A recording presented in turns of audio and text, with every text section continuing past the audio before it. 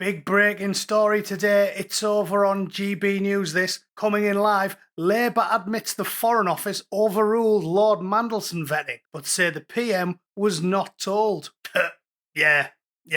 One of the biggest jobs in politics for one of the biggest names in British politics. One of the most controversial figures of the last 3 decades. And the Prime Minister wasn't told that they fiddled the books to give him the job in the first place. Do you believe that? Well, if you do believe that, you probably also believe that the 3 young Ukrainian rent boys that the Prime Minister let into his house were actually medical prodigies like Doogie Howser, and they were all checking his prostate all at the same time.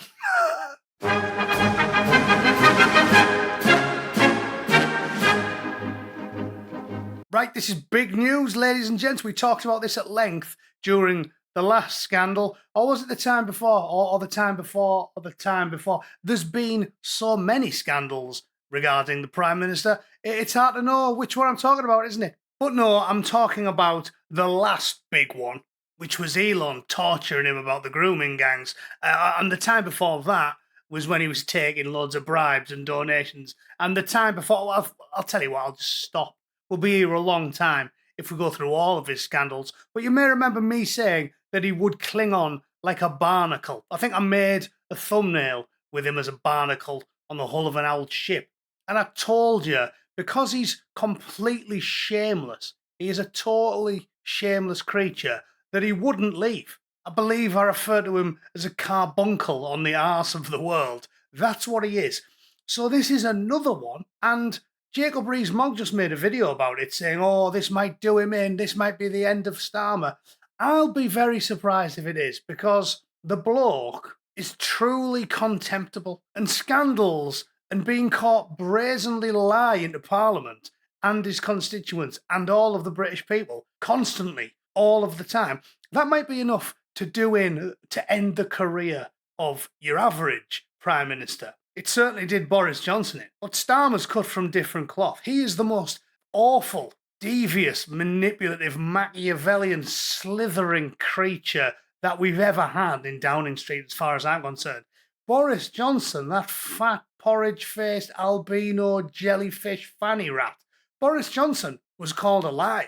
Compared to Keir Starmer, he's as honest as the day is long. So I'll be surprised if this does him in. Everyone's crowing, saying he'll have to resign. I'll be surprised if he does, because he's a shameless, contemptible creature, but we'll see what happens. Anyway, I'll quickly read you the story, and I'll give you my thoughts. A government spokesman's just come out and confirmed that Peter Mandelson failed his security vetting, but he said the Prime Minister wasn't aware. It's unbelievable. In a statement, the security vetting process for Peter Mandelson was sponsored by the FCDO. The decision to grant DV to Peter Mandelson against the recommendation of UK security vetting was taken by officials in the FCDO. And if you think they'd do that without telling the Prime Minister, without checking with the Prime Minister, of course, you know they would, because they'd be terrified of getting sacked. It all came back to them. And none of them did get sacked. And Morgan McSweeney had to be the Prime Minister's fall guy last time this debacle came up. So you know for a fact the whole thing is outright fiction from start to finish. Starmer is a pathological liar. All Prime Ministers lie. They all do. Johnson's a liar. Sunak's a liar. But he somehow manages to make the pair of them look like Jesus and Mary Magdalene. It's crazy stuff. I do have some insight to this as well, because for those of you that don't know, I went through the develop vetting process myself when I was a bootneck. Midway through my career, I went on a combat intelligence course and started doing the role of Concord on my second tour of Afghanistan. Before you do that course, you have to go through a very lengthy vetting process known as develop vetting. There's some information about it here from AI, but essentially it is the highest level of UK security clearance. I was cleared to top secret, and I went through this long process.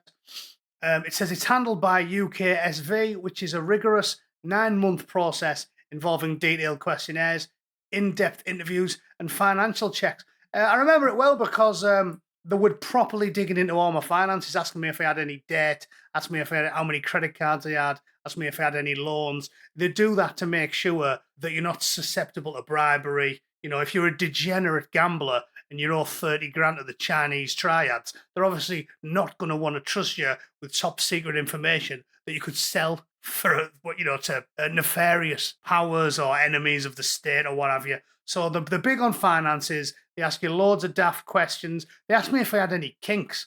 They're kind of like American airport staff in that they have absolutely no sense of humour. Because I remember when the bloke asked me something really weird, like, do you wear women's clothing? I said something along the lines of, only on weekends, and they all looked at me blankly, like I was a weirdo. So that's what DV is. It's a very rigorous process. If they were rigorous with me and forced me to undergo many lengthy interviews and checked all of my background and my financial history, what do you think they would do with the Prince of Darkness himself, Lord Mandelson, the Sith Lord, who everybody knows is as bent as an £8 note and was personally picked out for the role by Starmer? What do you think they're going to do to him? They will have known every single one of his dirty little secrets, and they'll have told Starmer all of them. And him, because he's got no gut, no real feel for politics, because he's a moron, he's obviously made the equation in his head and said, well, I'll go with him anyway. I think it's worth the risk. He brings certain connections to the table. I think it's worth the risk. And obviously, he made the wrong choice, because every time he makes a choice, he makes the wrong one. So back to the story, this guy's claiming that the PM, not any government minister, none of them, was aware that Peter Mandelson was granted DV against the advice of the UK security vetting until earlier this week. No one. No ministers, nobody. Just civil servants, faceless civil servants. Blame them. Because you can't sack Morgan McSweeney twice, so instead you've just got to lie your ass off and say something that everybody knows is false, which is the PM and no ministers knew anything about it. Yeah, totally believable. This all comes after The Guardian revealed Lord Mandelson had been granted developed security clearance despite failing the vetting procedure before he was appointed the UK's chief diplomat to the United States, and Lord Mandelson has declined to comment. Oh, I bet he has. A friend of the peer told GB News, Peter has absolutely no knowledge of this matter. This is the first he's heard of it. No one at any level raised any subject further with him following the vetting interview process, and no issue has been raised with him since. It's unbelievable. So, to sum up, if you believe that sentence there, you would lose a pub quiz against Diane Abacus, all right? I think someone's going to squeal, because what's painfully obvious, and you'll be able to refer to any of the opposition's MPs, any of the former prime ministers regarding the failure of prospective candidates trying to become ambassadors or in high-risk roles like that. They'll be able to tell you it's impossible for the Prime Minister and many other senior ministers not to be aware of it. David Lammy. David Lammy. If it feels like neighbourhood policing has vanished, it's not around you. We haven't seen a police while I've been here, and I've been here for a little while now. Yeah, David Lammy and the PM definitely knew about it. If they had any shame, both of them would walk off the job. But they don't. We're going to have to carry on labouring through the worst government in the last, certainly in my entire lifetime. And by the time you get shot at them, we're going to be bankrupt, and you won't be able to walk down the street without seeing a bloke from another continent snapping off a footer brown cable outside your favourite pub. So it's all going to go downhill very quickly. I don't think, despite what Jacob Rees Mogg said, that this will be the end of him, because he is a limpet. A limpet on a Glastonbury Portaloo. That aptly describes the Prime Minister. So we'll see what happens, but it's great news for everybody that hates him and terrible news for everybody that defends him. So, I mean, pretty much everybody in the mainstream media. Let's see what happens, though. We'll see if I'm wrong. Maybe the 12th scandal might be enough to do him in, but I'll be surprised. Anyway, thanks for tuning in. See you all soon. Toodle pip. Cheers.